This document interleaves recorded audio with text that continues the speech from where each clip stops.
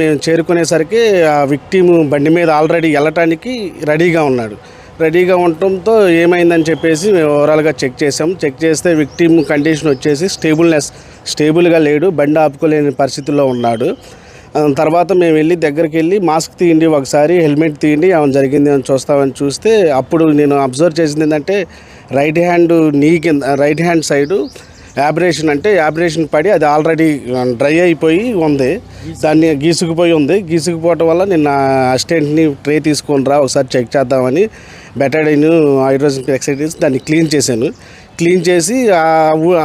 ఆ యాబ్రేషన్ తప్ప ఇక వేరేది ఏమీ లేదు లేకపోవడంతో అతను స్టేబుల్నెస్ లేకపోవడంతో మేము నలుగురు గేట్ లైన్ అటెండర్ కూడా కలిపి మేము రిక్వెస్ట్ చేసాం, కూర్చోండి తర్వాత వెళ్దు కానీ రెస్ట్ తీసుకోండి, మాకు టోల్గేట్కి సంబంధించిన రెస్ట్ రూమ్స్ ఉంటాయి, ఆ రెస్ట్ రూమ్స్లో రెస్ట్ తీసుకోండి, కొంచెం టైం తీసుకొని సమయం